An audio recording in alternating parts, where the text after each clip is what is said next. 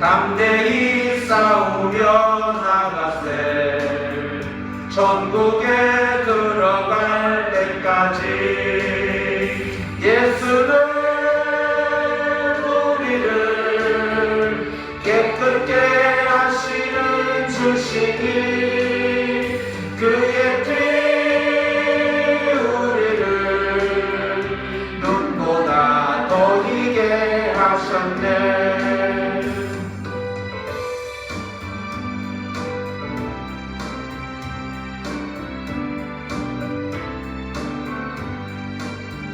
십자가 단단히 붙잡고 날마다 이기며 나가세 거리에 면류관 쓰고서 주 앞에 찬양할 때까지 예수는 우리를 깨끗게 하시는 주시니 그의 피 우리를 눈보다 더 희게 하셨네.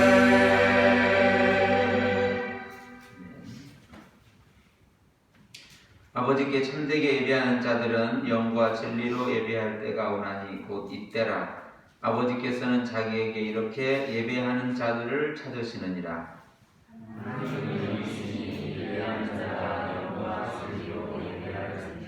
아멘. 신앙 고백하겠습니다. 나는 전능하신 아버지 하나님 천지의 창조주를 믿습니다. 나는 그의 유일하신 아들 우리 주 예수 그리스도를 믿습니다. 그는 성령으로 잉태되어 동정녀 마리아에게서 나시고 본디오 빌라도에게 고난을 받아 십자가에 못 박혀 죽으시고 장사된 지 사흘 만에 죽은 자 가운데서 다시 살아나셨으며 하늘에 오르시어 전능하신 아버지 하나님 우편에 앉아 계시다가 거기로부터 살아있는 자와 죽은 자를 심판하러 오십니다. 나는 성령을 믿으며 거룩한 공교회와 성도의 교제와 죄를 용서받는 것과 몸의 부활과 영생을 믿습니다. 아멘. 찬송가 20장.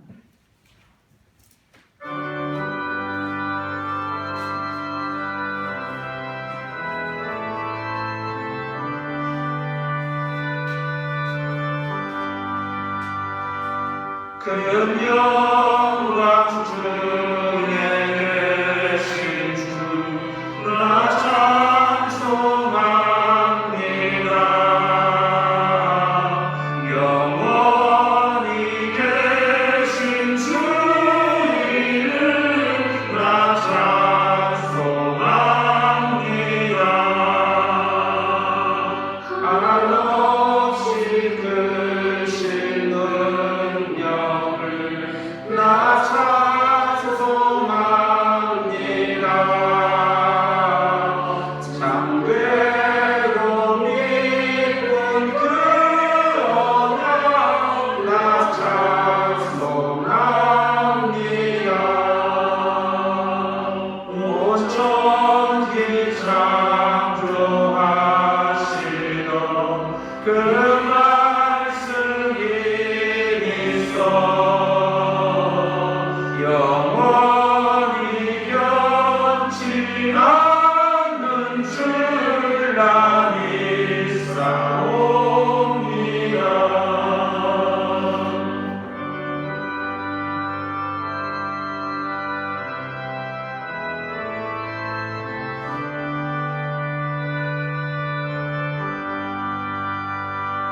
그 온유하신 충성 날 불러주시고 그 품에 품어주시니 나 찬송합니다. 아멘. 역성보 완수 집사님께서 기도 인도하시겠습니다. 하늘에 계신 우리 아버지의 뜻이 하늘에서와 같이 땅에서도 이루어지게 하소서. 크신 섭리로 이 세상을 운영하시는 하나님의 권능을 믿습니다. 오늘도 거룩한 주일 허락하시어 죄인인 저희들이 주님께 예배드리게 하심과 또한 건강 주시고 복음의 삶을 살게 하심을 감사드립니다. 죄인 중에 개수와 같은 저희들이 세상에 나와 살다가 주의 성전에 나와 머리를 숙여오니 주님 저희들의 죄와 허물을 용서하시고 예배드리기에 합당하게 하소서. 주님 저희 예수한교회를 축복하여 주옵소서. 마치 한 기둥이 작은 누룩이 떡반죽 전체를 부르게 하듯이 저희 예수한교회가 이 지역 사회를 변화시키고 복음으로 나아가게 하는 교회가 되게 하옵소서. 아버지 사랑하시는 종 우리 목사님을 건강으로 축복하시고 그의 하는 모든 일이 형통하게 하시고 그의 영역이 친밀하게 하소서. 땅에 설 때마다 놀라운 성령의 역사가 임하게 하옵소서. 주님 저희 교회 청년들에게 지혜와 총명을 대주시고 믿음을 다하여 주옵소서. 저들이 큰 꿈을 꾸게 하시고 이 나라의 민족을 이끌어 나갈 큰 일꾼들이 되게 하옵소서. 아버지 저희 한국 기독교가 코로나 증후로 인해 오히려 새로운 모색하고 변화되어가게 하옵소서. 이제 한국 기독교가 오직 예수로 오직 복음으로만 나아가게 하옵소서. 주님 이 나라의 민족을 축복하여 주옵소서. 전물 장병들과 전상자들 그리고 참전 용사들의 희생과 충성을 저희들이 잊지 않고 기억하게 하옵소서. 특별히 북한 우리 동포들에게 불을 불사하게 주옵소서.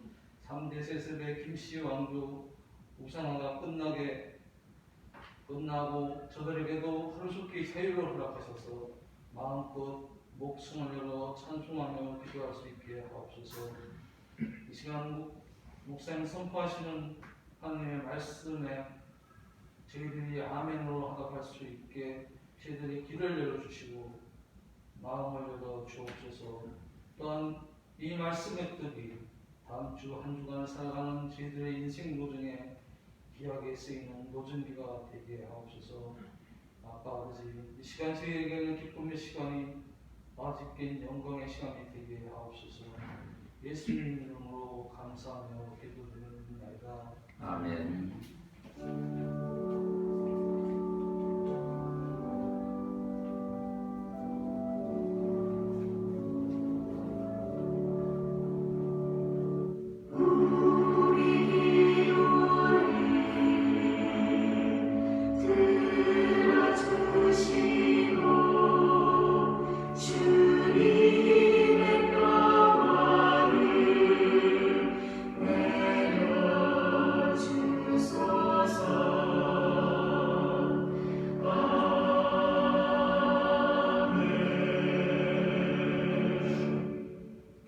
하나님께서 이 시간 우리에게 주시는 말씀은 신약성경 사도행전 19장 1절로 20절 말씀입니다. 사도행전 19장 1절로 20절 말씀.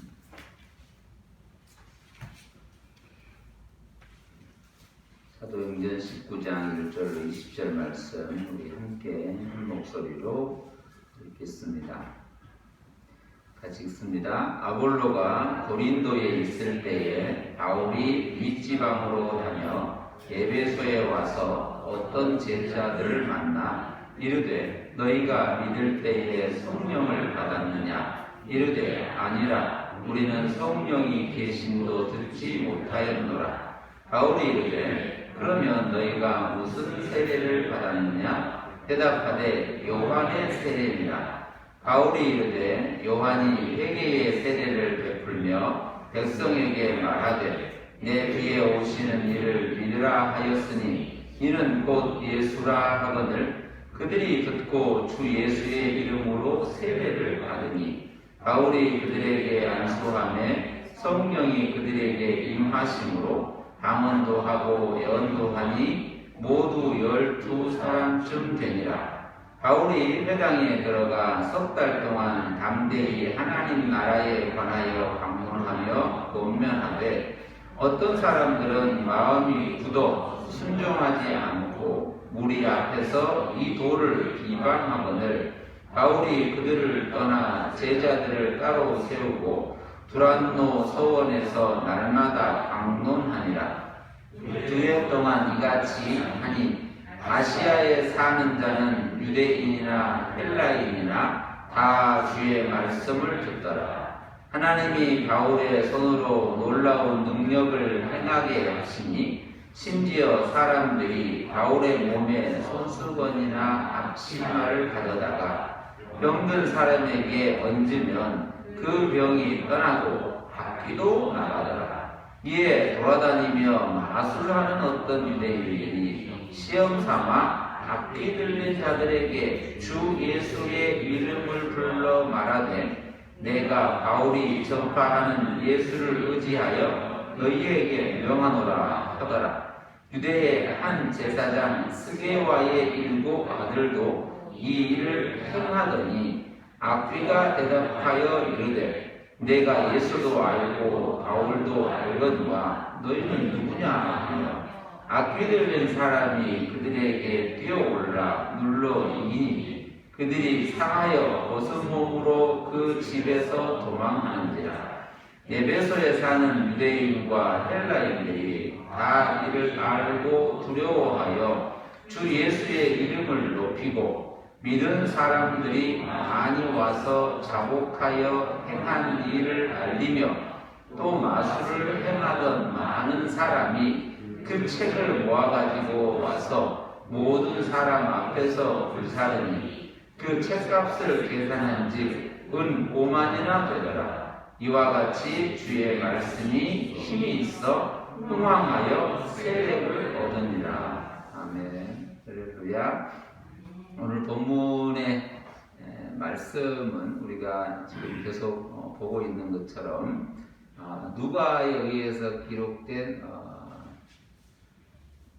역사서라기도 하고 또 사도들의 그 행전, 사도들의 행하던 그런 것들을 기록하여 보여준 책이라 사도행전이라 하기도 하고 또 이걸 그 전체의 주관은 성령에 의해서 이루어졌다라고 하는 교회에 세워지는 교회가 만들어지는 교회가 또 공동체를 이루어가는 것에서의 그 이끄심의 주도권이라고 하는 게 성령 행전 이렇게 부르기도 하고 여러 이름으로 불러지기도 합니다. 우리가 긴 시간 동안 사도행전을 쭉 이렇게 빠지지 않고 하나하나 거쳐오고 얘기를 나누고 있지만 장소와 사건 그리고 시간, 공간 그리고 사람들 그리고 거기서 만들어지는 여러 공간의 이야기들 이런 얘기들을 쭉 봐왔지만 그 때가 다르고 상황이 다르지만 결국 말씀하고자 하는 전하고자 하는 메시지는 딱 하나였던 거죠. 어느 시간대에 전하고자 하는 어떤 사건을 통하여 말하고자 하는 누구를 통하여 드러내고자 하시는 이런 모든 것들의 것은 하나였던 거죠. 그리고 그 전이나 그리고 그때나 지금이나 긴 시간의 간격은 있고 긴 공간의 차이는 있지만 어디에서나 언제든지 드러내고자 하는 메시지는 하나입니다. 그것을 그 하나를 더 느껴보고 그 하나를 더 이해하고 또 깨달아지는 그 과정의 선에서 이런 말씀도 또 들어오고 듣고 또 우리의 삶을 돌아보고도 그러는 거죠. 다른 것을 얘기하려고 한 게 아니라 그 하나를 여러 방법으로 여러 모양으로 얘기하고 있는 거죠. 그러한 것들이 드러남이라고 하는 것이고 또 하나는 어떤 것을 보려고 할 때 또 우리의 자리에서 어떤 것을 보려고 할 때 내가 여기에서 보는 것과 여기에서 보는 것이 느낌도 다르고 또 방향도 다르잖아요. 시간도 마찬가지고. 그러나 보는 것은 다 하나인 거예요. 그런 그 내용과 또 그런 메시지가 비슷한 거죠. 그러니까 그걸 통하여 우리에게 드러내고자 하는 그 하나가 여러 모습으로 여러 사건에서 알게 되는 것이죠. 십자가와 부활이라고 하는 복음이라고 하는 하나님의 사랑이라고 하는 이런 것들을 우리에게 말하고자 하는 메시지가 있는 거죠. 이 18장과 이 19장의 이야기는 그 시기적으로는 사도 바울 사도가 안디옥에서 나갔다가 다시 안디옥으로 들어왔다 그런 거죠. 출입이라고 하는 것에서 나가서 다시 들어오면 1차가 끝나고, 다시 나가서 다시 이쪽으로 들어오면 2차가 끝나고, 또 나가서 다시 들어오면 3차가 되는 이런 그 것들로 반복해서 차수를 나눈 거고. 그래서 18장에서의 그 사건, 그리고 고린도에서의 그 사건, 그리고 다시 19장에서는 지역이 다른 지역, 에베소라고 하는 지역으로 넘어왔고, 차수로 따지면 3차가 되는 거예요. 세 번째 전도 여행이 되는 거죠. 그러니까 18장과 19장에서는 그런 지역의 차이도 좀 있고 시간의 차이도 좀 있는 그런 것을 보게 되고, 그리고 그 시간 속에서, 그 공간 속에서 나타내는 여러 가지 사건들을 우리가 같이 보는 거죠. 성경을 조금 더 이렇게 입체감 있고 현실감 있게, 그냥 어디서 된 얘기야 이런 것도 중요하지만 또 한번 그 시간을 생각해보고 장소를 기억해보면 조금 느낌이 다르니 그렇게 보자는 것이지, 그렇게만 봐야 된다는 건 아닌 거죠. 여러 모습으로 볼 수 있어요. 아침에 읽는 큐티 방식으로 볼 수도 있고, 또 하나의 말씀을 외워서 이해하는 것도 볼 수도 있고, 어떤 것이 틀리니 이것만 해라 이런 얘기는 아닌 거죠. 우리에게 성경 한 줄만 있어도 그 모든 얘기는 할 수 있는 거예요. 그리고 성경 전체를 갖고도 또 그 얘기를 할 수 있는 것이고, 그런 면에서 18장과 19장의 차이는 그러하고, 그리고 오늘 19장은 이렇게 시작을 하는 거예요. 19장 첫 절을 보면 아볼로가 고린도에 있었다 이렇게 쓰잖아요. 그럼 아볼로는 우리 또 알고 있잖아요. 그 예배소에서 브리스길라와 아굴라를 만나가지고 아볼로가 고린도로 가고 싶어 했고, 그걸 고린도로 파송이 됐고, 고린도에 이제 가 있는 거예요. 고린도라고 하는 건 또 바울이 거쳐왔고 브리스길라 아굴라 거쳐왔고 그 세워진 교회가 있는 곳. 이 개념을 생각을 가지고 아볼로 거기 있는 거예요. 그때에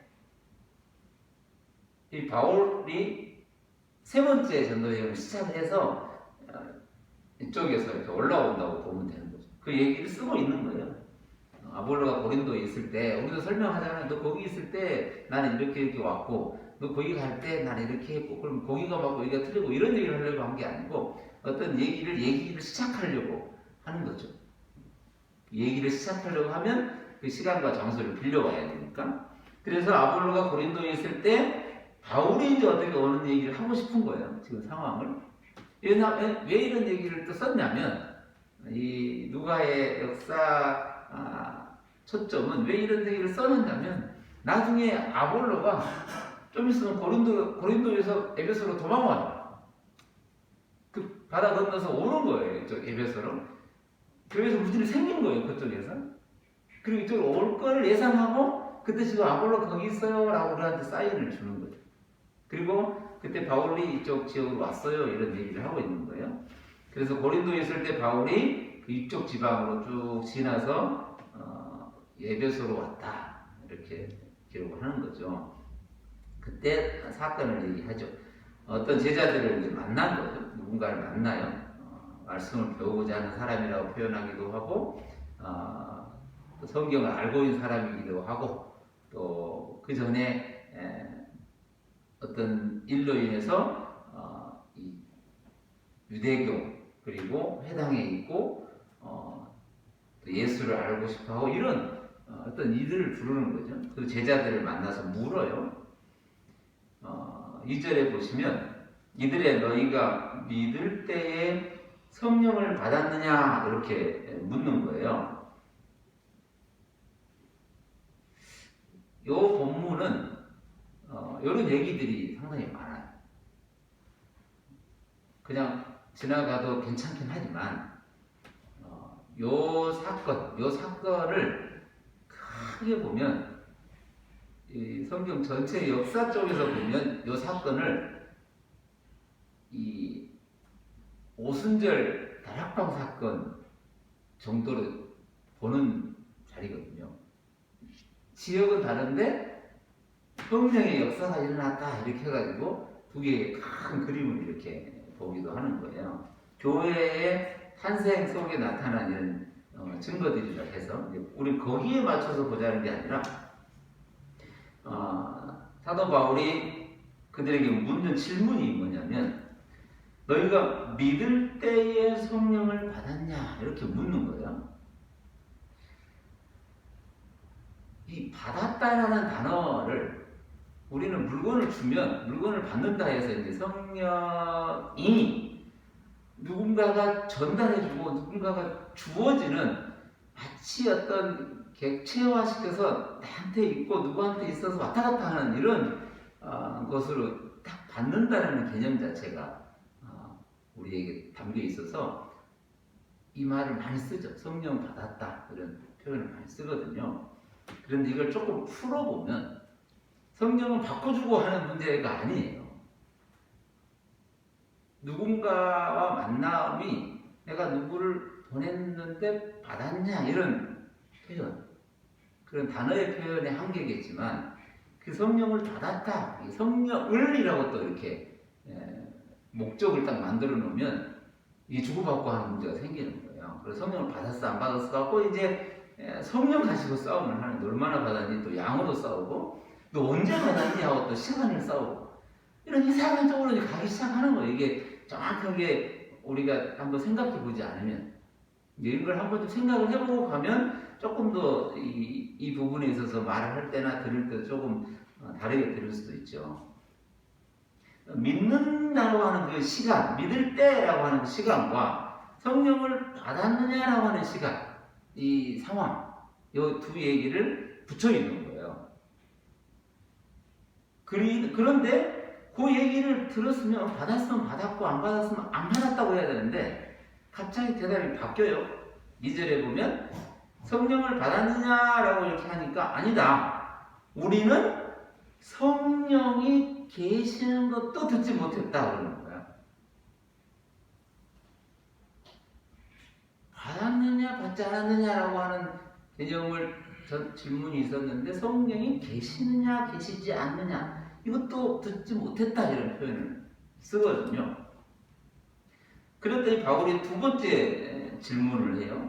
3절에 보면 바울이 이래요. 그러면 너희가 무슨 세례를 받았냐 이제 세례 받았다는 얘기를 또 하거든요. 성령을 받음과 세례 받음이라고 하는 이 두 개의 개념을 질문 속에 집어넣었잖아요. 너희는 무슨 세례 받았냐라고 말하는 이때는 또 이제 이분들이 대답을 하는 거예요. 요한의 세례를 받았다 그러는 거예요. 세례를 받았는데 요한의 세례라고 표현을 쓰는 거예요. 요한이 준 세례라는 거예요. 요한이 준 세례인 거예요. 그리고 요한의 얘기를 통하여 받았다는 거예요. 여기서 이제 세례라고 우리가 잘 알고 있는 이 세례 이런 그림을 그리게 되는데 이 세례라고 하는 단어 자체에 메시지가 있는 거예요. 우리는 의식, 형식이라고 하는 그 모양을 얼른 떠오르긴 하지만 세례의 본질은 도대체 뭔가 하는 거예요. 그러면 요한의 세례는 어떤 얘기인가? 라는 질문을 해야 되는 것이죠. 그때에 바울이 이 두 질문을 끝으로 얘기를 하는 거예요. 그게 4절이에요.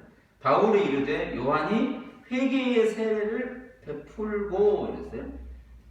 요한의 세례를 회개의 세례라 이런 표현을 쓰잖아요.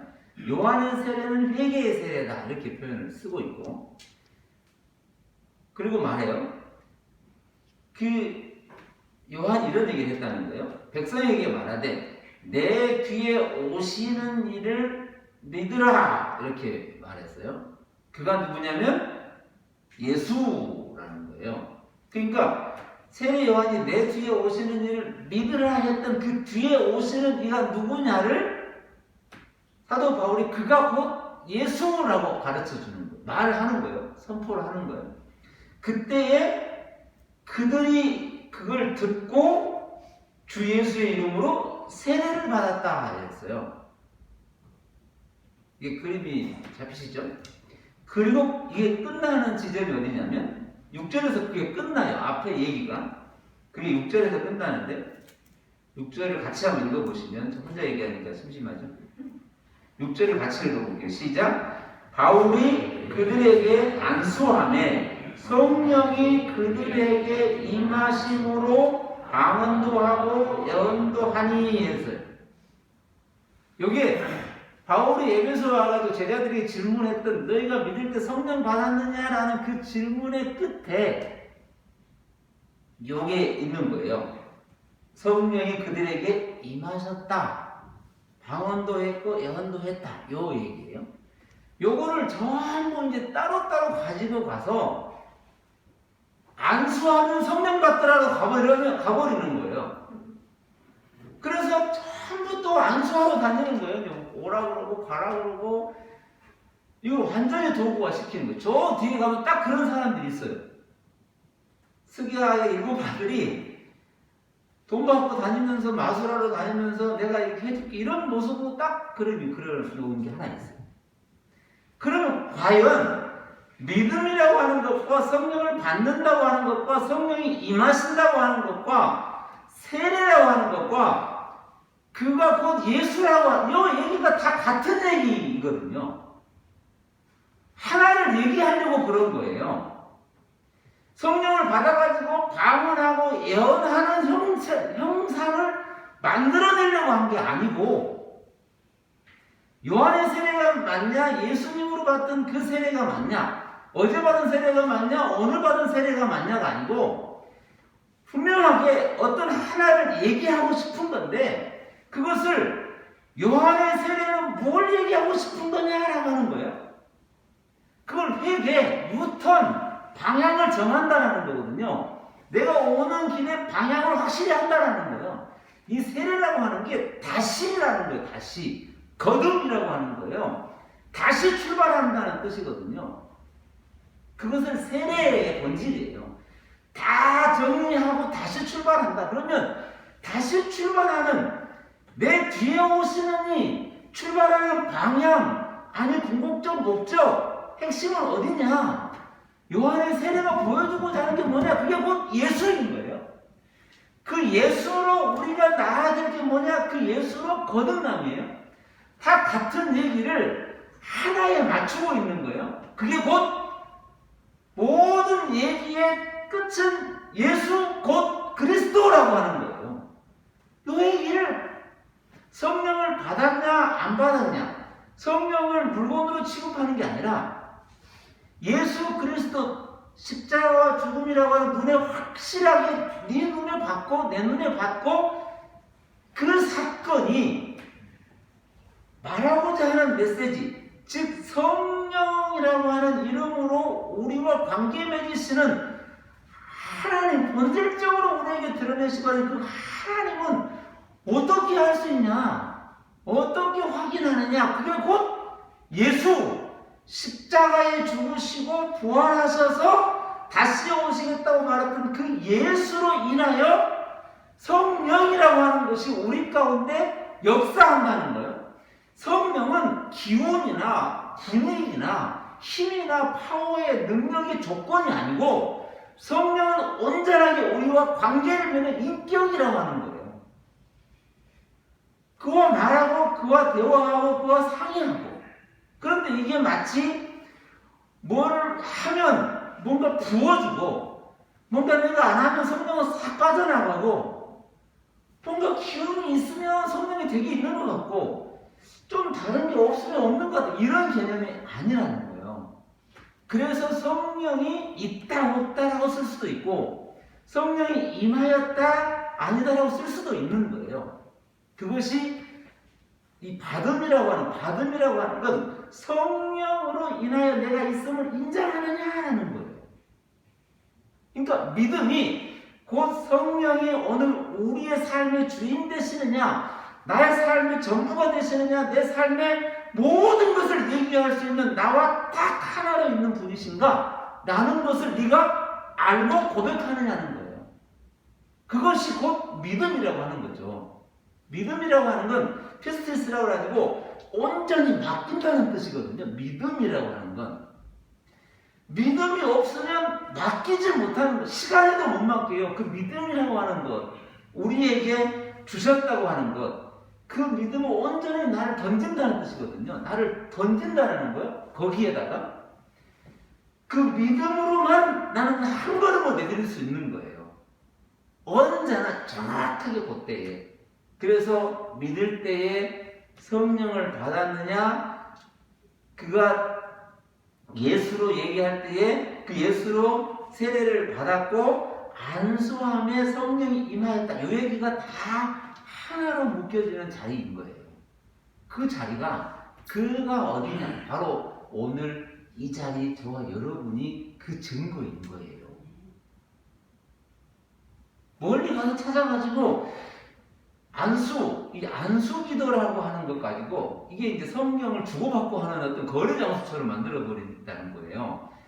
행위가 머리에 손을 얹어야 되냐, 어깨에 얹어야 되느냐, 어떻게 해야 되느냐, 이게 이제 안수 문제의 싸움이 돼버리는 거죠. 그 얘기를 하려고 한 게 아니에요. 이 안수라고 하는 건, 손을 댔다라고 하는 건, 손을 얹었다고 하는 건 내가 똑같이 그 안에 있다는 거지. 이 안수라고 하는 게 아버지가 아들에게 또 누군가가 누군가에게 딱 하나로 있음이라고 하는, 내가 너와 같고 우리는 오직 그에게만 있다라고 하는 이 얘기를, 이 안수라는 표현을 쓰는, 형식으로는 머리에 얹기도 하고 어깨에 얹기도 하고 손을 대기도 하잖아요. 그것을 뭐라고 하냐? 내가 딱 하나로 있다라고 하는 걸 뭐라고 표현하냐면 사랑이라고 표현해요. 하나님은 곧 사랑이다라고 말하는 그 사랑의 표현이 뭐냐면 나는 너 때문에 죽고 너는 내 안에 살고 나는 너 안에 있다라고 하는 이 그리스도의 안에 있고 서로 있다, 하나로 있다, 이런 얘기를 한 단어로 표현하기를 사랑, 곧 그는 하나님이라고 표현하는 거예요. 이게 오늘 저와 여러분의 자리인 거예요. 안수라고 하는 개념을 여러 모양으로 할 수는 있어요. 그게 틀리나 맞다라고 논쟁의 문제가 아니라 그게 본질적으로 뭐냐라는 거예요.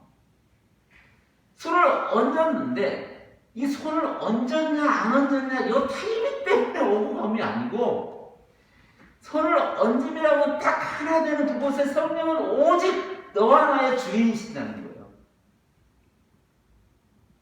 그것이 어느 때에 어떤 소리, 나타내는 말, 그리고 어떤 하는 내용, 이 방언이라고 하는 건 소리이잖아요.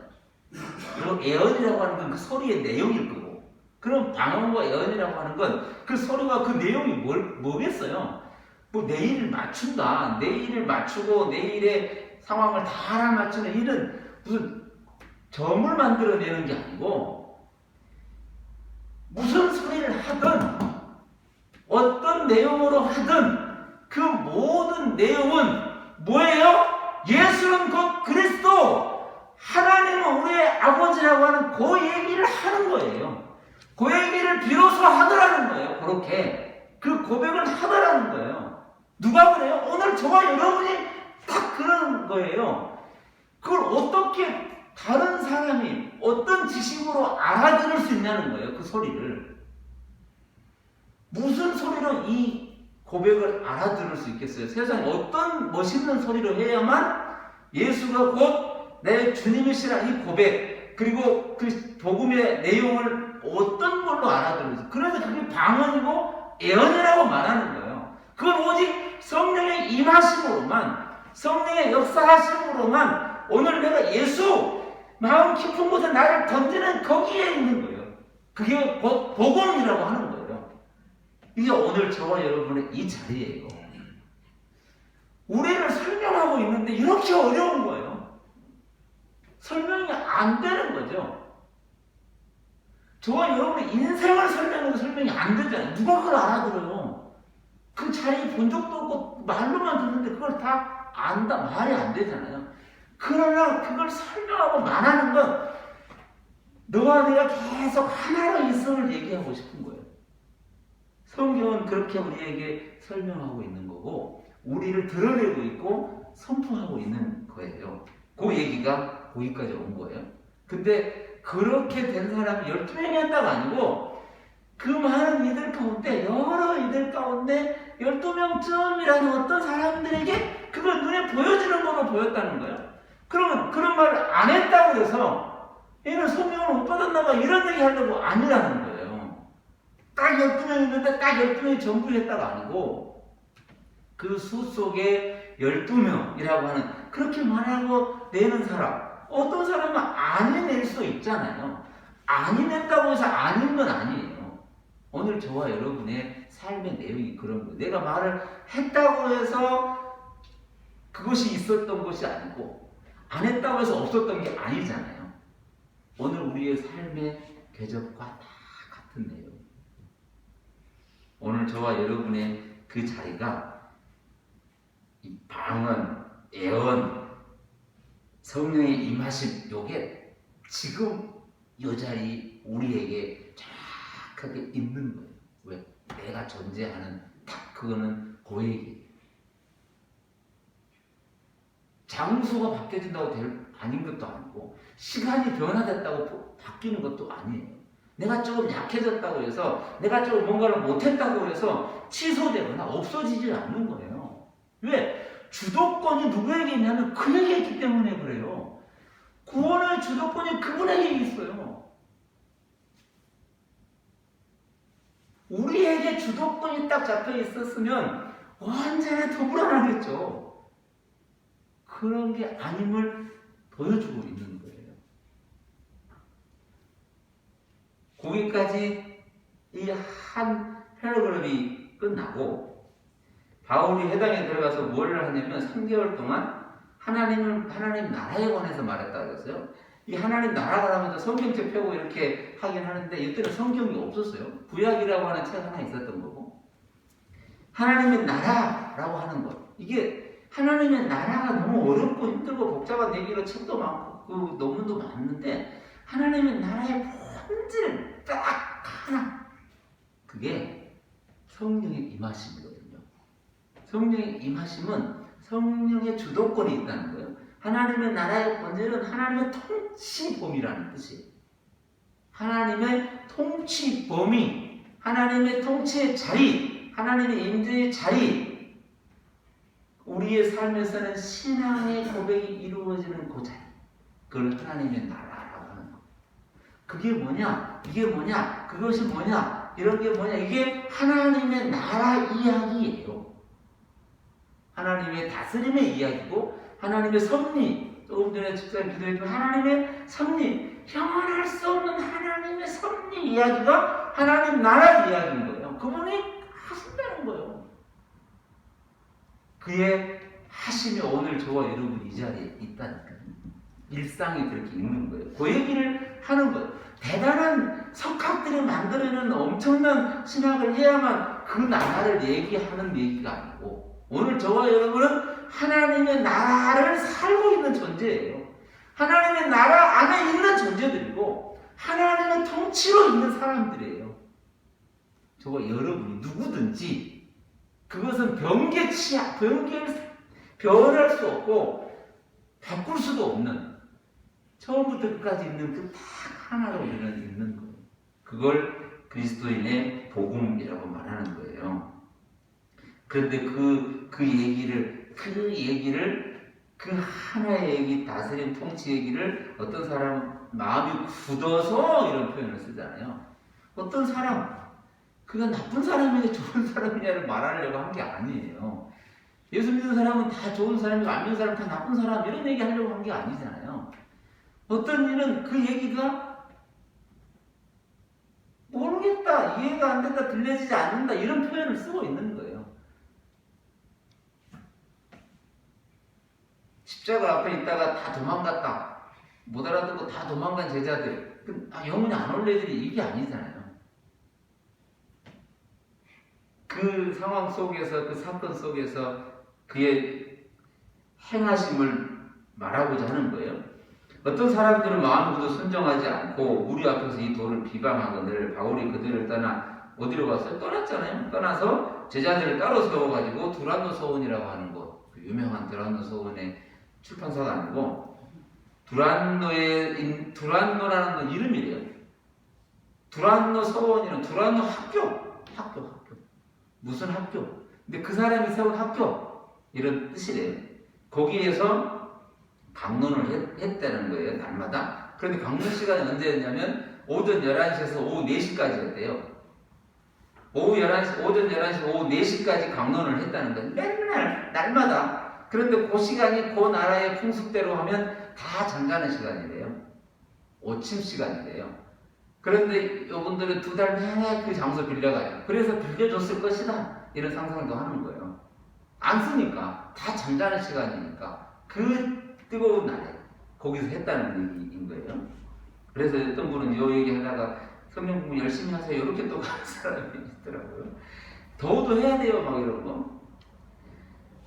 그 상황에서 그 강론을 2달 동안 하는데 그것이 2년 동안 했었고 거기에는 누구든지라는 뜻으로 유대인이나 헬라인이나 누구든지 어떤 이든지 말씀을 들었다 이런 표현을 써요. 그 다음에 또 하나의 사건이 하나님이 바울의 손으로 이런 표현을 쓰잖아요. 하나님이 바울의 손으로 놀라운 능력을 행했다 했어요. 그 놀라운 능력의 내용이 12절에 있어요. 사람들이 바울의 몸에서 손수건이나 앞치마를 가져다가 병든 사람에게 얹으니 그 병이 나았다. 이 얘기를 너무 빨리 우리는 알고 있는 게 사도 바울의 손수건 그리고 그의 앞치마를 가져다가 다른 병자한테 놨더니 그 병이 나았다는 거잖아요. 그래서 앞치마와 손수건 여기에 뭔가 또 있는 것처럼 어떤 분은 옷을 벗어서 덮어주기도 하고 이래요. 옷에 뭔가 내 목사 옷에 능력이 있으니 이거 갖다가 덮으세요. 막 이렇게 요 상황에 끌어갈 수도 있다고요. 요 얘기를 잠시 기다려 들어보면 손수건이 뭐냐라는 거예요. 앞치마는 뭐냐라는 거예요. 누가가 기록하는 손수건은 그 당시의 손수건은 수건. 손으로 땀 닦는 수건이고 앞치마는 그러니까 일할 때 막을 짓든 천막을 만들든 일할 때 가리는 앞에 가리는 그냥 앞치마 앞에 바르는 수건 같은 거. 땀 닦는 수건 앞에 가리는 수건. 일상으로 쓰고 있는 것들이에요. 그것을 가져다가 누구를 줬을 거 아니에요. 수건을 왜 가져갔을까? 능력이 있으니까 빨리 가져가지고 내가 먼저 덮고 다른 사람의 수건은 안 되고 꼭 바울의 수건만 되고 막 이런 얘기를 하려고 한 게 아니라 바울이 그의 수건을 덮어 그리고 누군가에게 덮어. 그런데 이 덮는 대상이 병자예요. 병자. 그들에게 덮는 이유가 있을 거 아니에요. 나라고 덮었다는 개념으로 끌고 가지 말고 우리의 일상이 그런 거예요. 하나님이 바울을 통하여 이런 표현을 쓰죠. 하나님이 바울의 손으로라는 표현을 쓰잖아요. 이 주도권은 그의 손, 그의 치마, 그의 앞치마가 그의 손수건과 앞치마라고 하는 그가 하는 모든 걸 통하여 일하셨다는 거예요. 오늘 저와 여러분이 무엇을 해서 그것이 옳고 그름이냐 그게 많으냐 조금이냐가 아니고 일상에서 그를 생각하고 그를 위해 기도하고 때로는 그를 헤아려보고 그에게 나누어보고 그에게 줘보고 그의 아픔을 덮어줘보고 나는 손수건 땀 닦는 것 정도밖에 안 되는데 그걸 덮어요. 왜? 사랑 때문에 아끼는 마음 때문에 그걸 덮었는데 그가 그 아픔에서 벗어나더라는 거예요. 왜? 이게 능력이 있는 게 아니라 나는 오직 일상으로 그에게 말하고 주고 덮어줄 뿐인데 그것이 그를 낫게 하도록 하셨다는 거예요. 중요한 건 우리의 삶 속에 일상 속에 되어지는 모든 것들은 그의 손에 이끌려 섭리에 이끌려 새로운 것들을 만들어내더라는 거예요. 그게 곧 하나님의 나라라는 거예요. 이게 사도 바울의 앞치마에 담겨있는 메시지일 거고 그의 손수건에 담겨있는 메시지일 거라는 말이에요. 환자에게 닦아주고 환자를 덮어주고 환자를 가려주고 위해주는 그 모든 걸 통하여 그는 그렇게 하셨다는 거예요. 오늘 저와 여러분의 모든 걸 통하여 그는 그 나라를 이루신다고 말씀하고 그 나라를 보여준다고 말씀하시고 그 나라를 가르쳐준다고 말씀하는 거예요. 그게 곧 강론이에요. 그게 곧 권면이고 그게 곧 위로가 되고 그게 격려가 되는 거예요. 이걸 가지고 앞치마 또 수건 이걸 도구 삼아가지고 그걸 덮어주러 다닌다고 될 문제는 아니란 말이에요. 바울만 그러더라도 아니잖아요. 바울만 그러더라도 아니라 그때 그 자리에서 그 일을 보여주고 주도하는 하나님의 능력을 말하고 있잖아요. 오늘 저와 여러분이 여기에서 거기에서 그때에 그걸 통하여 그는 행하셨다라고 우리는 기록하게 될 거예요. 우리의 신앙을 기록한다면. 아니 이미 그건 그의 나라의 생명체의 기록이었겠죠. 기록으로 있는 거겠죠. 그 얘기를 하는 거예요. 병든 사람에게 얹으면 그 병이 떠나고 그가 붙잡혀 있던 어떤 이 악귀라고 표현돼가지고 막 귀신이냐 뭐 머리 하얗게 풀고 나오냐 뭐 이런 얘기 하는 게 아니고 어딘가 붙들려 자기 의지가 아닌 또 다른 어떤 것으로 인하여 고통받고 있는 일을 봐야 돼요. 어떻게 하면 악귀를 쫓아낼 것이냐 말 것이냐 이런 것으로 축사 개념으로 빨리 가지 않고 거기에 붙들면 그는 어떤 것일까? 나는 그의 심령에 어떤 느낌이 있는 것일까? 요 뒤로 쭉 내려가면 요거 갖고 이제 팔로 다니고 마술을 하고 마술도 막 수건을 하고 막 이러잖아요. 마술을 하고 덮으면 나아지고 이런 얘기 하다가 어떤 사람한테 걸린 거잖아요. 걸려가지고 야 내가 바울도 틀어서 알고 있고 야 예수도 틀어서 알고 있는데 너희들은 대 뭐냐 이렇게 이제 묻는 거잖아요. 그리고 그 힘으로 어떤 것의 힘에 의해서 눌려지고 놀려가지고 옷 벗고 도망갔다는 거 아니에요. 그 얘기들이 에베소에서 나누어지고 이야기되면서 많은 사람들이 18절에 보면 자복하여 스스로 나와 항복했다라는 게 자복이잖아요. 스스로 나와 내려놨다라는 거잖아요. 자복하여 행한 일을 알리고 자기가 했던 것들을 말하고 또 마술을 행했던 여러 사람들은 또 그걸 보고 자기가 쓰던 모든 그 책들을 다 불사르고 그랬더니 그게 5만이나 되었다. 그리고 그 모든 끝에서 20절 이와 같이 뭐냐면 주의 말씀, 생명, 주의 말씀이 힘이 있어 흥왕하게 세력이 되었다 이런 뜻이에요. 흥왕하게 세력이 됐다 해서 우리는 또 세력, 권력, 힘 엄청나게 많은 수 이렇게 또 따지는데 그의 말씀, 그의 생명, 그의 호흡, 그를 힘입어 있는 이들 그게 세력이에요. 그의 섭리, 그의 통치, 그의 다스림으로 있는 이들 그게 세력인데 그가 누구예요? 다 세력이잖아요. 여기 다 그의 힘으로 있는 그 의하에 있는 세력들이잖아요. 큰 힘을 가진 존재라는 뜻이 아니라 그에 의하여 있는 사람들 그의 힘에 붙들려 있는 이들 그게 오늘 교회예요. 한 사람 한 사람 교회가 크냐 작냐 얘기를 하려고 한 게 아니라 그 세력으로 얻게 되는 여기에서 성령이 어떠냐 이런 얘기로 계속 성령 얘기로 가가지고 전부 딴 얘기 하는 게 아니라 오늘 우리는 마치 손수건으로 땀 닦고 앞치마로 가리고 덮어주고 위해주는 이게 우리 일상으로 우리는 그 일을 살아가는 거. 여기서 누가가 성령 얘기를 막 풀어가지고 논문 쓴 것도 아니고 사도 바울이 내가 이제 성령 받았고 내 앞치마 가서 얹으면 돼 이런 얘기 한 개도 없어요. 내가 성령 받았다고 막 자랑 이런 얘기가 아니라 그는 그에게 주어진 그 일을 한 거고 그는 그에게 주어진 그 말을 한 거고 그는 그에게 있는 그 일을 행함이에요. 사랑함이에요. 사랑함, 살아감이에요. 그것이 그 손에서 언제나 능력으로 역사하더라는 거예요.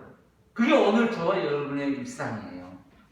이걸 그동안 너무 모르고 있었던 거예요. 크게 모여야만 되고 대단하게 모여야만 되는 것으로만 알았던 거예요. 그런데 지금은 그게 아니라는 걸 정확하게 보여주면서도 그전과 지금과 아무런 차이 없이 오직 복음은 편만하게 흐르더라는 걸 딱 보여주고 있는 때가 지금이에요. 얼마나 놀라운 걸 보고 있는지 몰라요.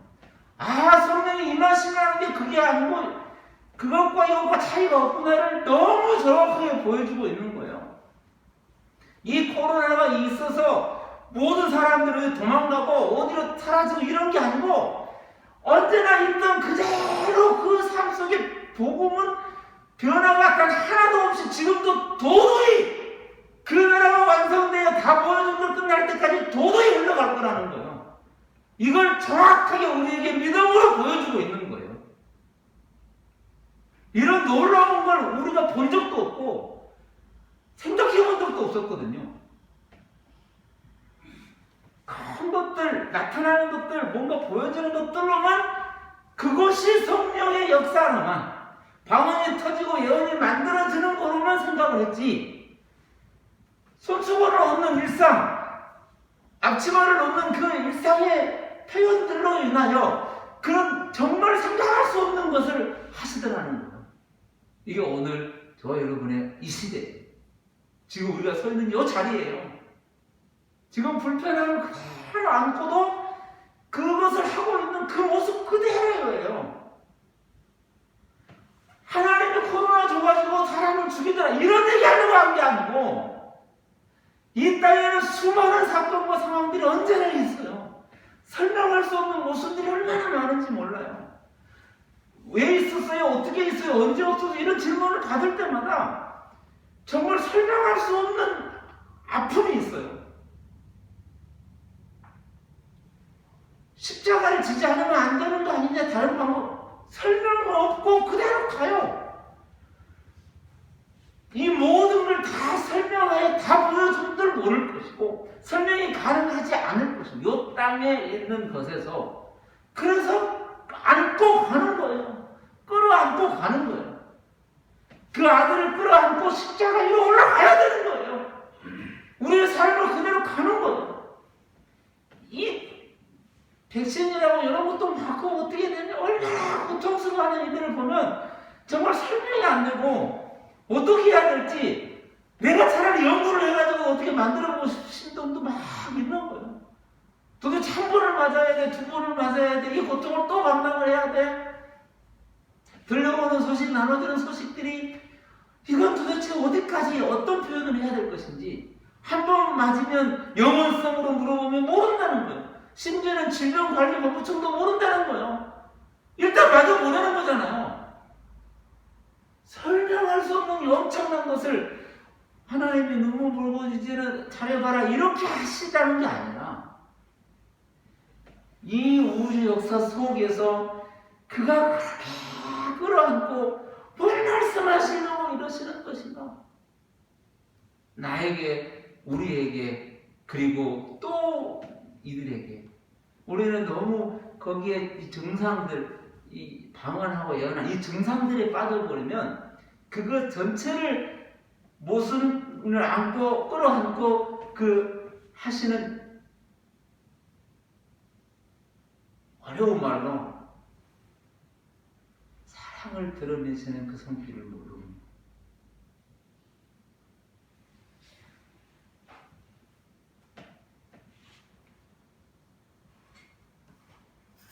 오늘 우리의 삶에 이 많은 것들이 여기에만 있는 게 아니고 우리의 삶은 그대로 있는 거예요. 잘 모를 때는 다시 끌어안고 가는 거예요. 믿음이 있으니까. 그것 때문에 가는 거예요. 내가 다 알아먹어서 간다 이게 아니고, 내가 다 알았고 이제 간다 이게 아니고, 그걸 그대로 끌어안고, 때로는 그거구나 느낄 때도 있고, 도저히 설명도 안 될 때도 있고, 이해가 안 될 때도 있고, 말도 못할 때도 있고, 어딘가 골방에 있을 때도 있고 있는 거예요. 그러나 한 번도 실패하지도 실수하지도 오차를 만들어내시는 게 아니라 우리를 탁 끌어안고 거기까지 가신 거예요. 그리고 딱 여기까지 오신 거예요. 지금 우리는 그로 인하여 있는 거예요. 내가 너와 함께 하겠다는 그 약속을 한 번도 변치 않으시고 지금도 그렇게 계십니다. 잘 이해가 안 될 때도 있어요. 저도 마찬가지고. 그저 그렇게 있는 일상을 통하여 그런 능력을 행하시고 계셔서 우리가 있는 거예요. 오늘 저와 여러분의 삶에 하나님이 바울의 손으로라고 하는 일상, 바울의 일상으로라고 하는 표현, 오늘 저와 여러분의 그 모든 호흡하여 쉬는 그 시간 속에서 하나님의 사랑을 덧입고 그 사랑으로 충만하시기를 바랍니다. 기도하겠습니다. 하나님, 우리의 삶을 주장, 주관, 관리, 섭리, 역사하심을 감사합니다. 어느 곳, 어느 때, 어느 모습으로도 때로는 지치고 연약하여 넘어질 때가 한두 번이 아니고 모자람으로 괴로워할 때가 한두 번이 아닌데 그 모든 것을 친히 우리 가운데 계심으로 넘어갈 수 있게 하시고 걸어갈 수 있게 하심을 감사합니다. 성령의 이 말씀이 오늘 나타난 방언으로, 예언으로, 우리의 삶으로 오늘도 놀라운 사건으로 만들어 가심을 감사합니다. 오늘도 믿음 안에 서가는 거룩한 자녀들로 인도하여 주옵소서. 감사드리며 예수님의 이름으로 간절히 기도하옵나이다. 아멘. 찬송 570장 함께 부르겠습니다.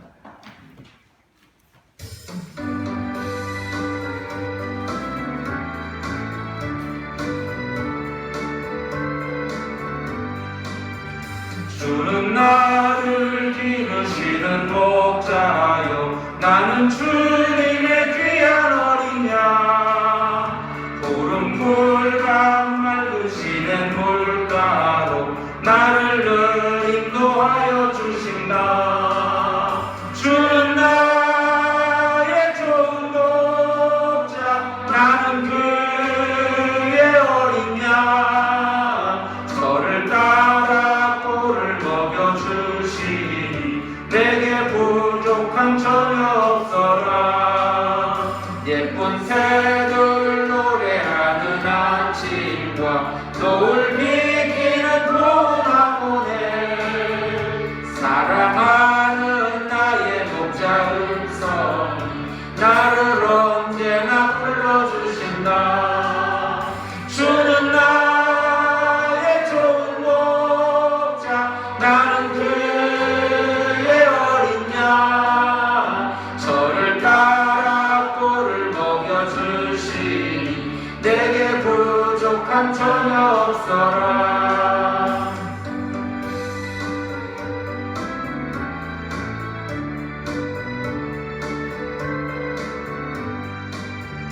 못된 짐승 나를 해치 못하고 거친 비바람 삼지 못하리. 나의 주님 강한 손을 펼치사 나를 주야로 지켜주신다. 주는 나의 좋은 목자, 나는 그의 어린 양. 저를 따라 꼴을 먹여주시니 내게 부족함 전혀 없어라.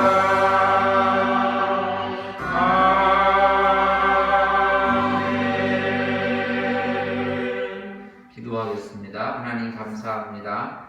우리의 삶의 모든 자리에서 필요한 것들을 또 있게 하시고 또 채워주시고 나아가게 하심을 감사합니다.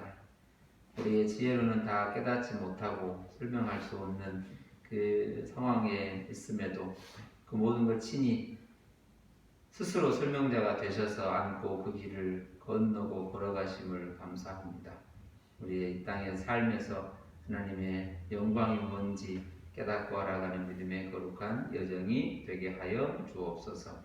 부족한 우리 한 사람 한 사람이 오직 믿음으로만 우리에게 주어진 그 일상의 삶을 살아가는데 하나님 역사해 주시고 필요한 것들을 더하여 주시고 채워주시기를 간절히 소망하고 육신의 연약함 때문에 고통 가운데 있는 이들을 인도해 주시고 또 여러 가지 일들과 상황 가운데 있는 이들을 주께서 충만케 해 주시고 또 필요한 것들을 깨달아지고 또 알아져가는 우리의 거룩한 시간들이 되게 하여 주옵소서. 공부하는 이들에게도 지혜를 주시고 또 일하는 이들에게도 좋은 이웃들, 좋은 동역자들을 만나 함께 일하는 큰 기쁨이 있게 하여 주옵소서. 은혜를 감사드리며 예수님의 이름으로 간절히 기도하옵나이다. 아멘. 교회 소식은 주보를 참고해 주시고 백신족 좀 잘 맞으시고 또 잘 관리하시고 또 잘 살펴보시면서 모두가 함께 잘 맞춰지는 그런 시간들이 되었으면 좋겠습니다. 그런 말들이 많아서 거기에 여러 가지 또 어려워하지 마시고 잘 또 봐가면서 모두가 다 함께 어려움을 극복해가는 시간을 삼았으면 좋겠습니다. 제일 마지막에 제가 이게 주보를 만들면서 갑자기 생각이 들어서 이렇게 써놓은 거예요. 날씨가 더운데 그 아침 저녁은 좀 선선하니까 아침 저녁에 꼭 한번 밖에서 나가셔가지고 깊은 숨을 한번 이렇게 들이마시고 또 쉬시는 시간을 꼭 가지시면 좋겠어요. 깊은 숨을 이렇게 한자로 쓰면 심호흡이라 이렇게 부르더라고요. 심호흡. 호자가 부를 호자. 불러야 밖으로 숨을 쉰다고 그러고 흡은 이제 마신다고 그래서 깊은 호흡이라는 뜻이라고 해요. 공기를 많이 넣으시면 몸이 이렇게 다시 상쾌해지고 그런 시간이 된다고 합니다. 뭐 다른 목적이 있는 건 아니고 그냥 선선하게 나가서 공기를 한번 깊이 들어 마시고 일부러라도 해야 된다는 거예요. 평소에는 깊은 숨을 안 쉬니까 그러니까 한번 가서 크게 한 번씩 쉬시고 한번 또 다 필요한 것 뱉어내시고 산소도 들이키시고 이런 시간들을 좀 여유를 좀 가지시라는 표시로 이렇게 한 겁니다.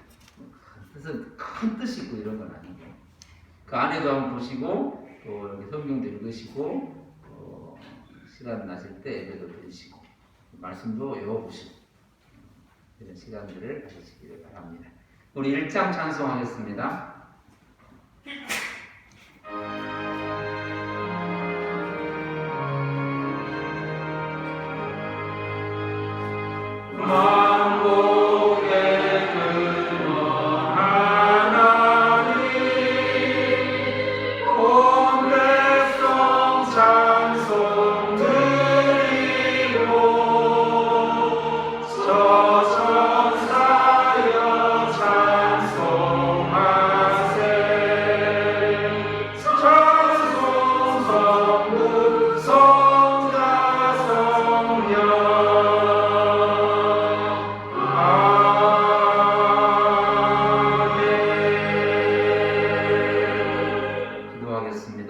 지금은 우리 주 예수 그리스도의 은혜와 하나님 아버지의 사랑과 성령님의 또 행하심과 역사하심과 살아가게 하심을 따라서 오늘 또 우리에게 맡겨진 그 일상의 삶을 소중하게 여기면서 우리에게 맡겨진 그 사명을 감당하기를 소망하는 하나님의 손에 이끌려가는 주의 사랑하는 자녀들 한 사람 한 사람 또 그들에게 맡겨진 그 일 가운데 관계 가운데 그리고 연약하여 있는 주의 자녀들 한 사람 한 사람 가운데 지금부터 영원까지 함께 하옵시기를 간절히 축원하옵나이다.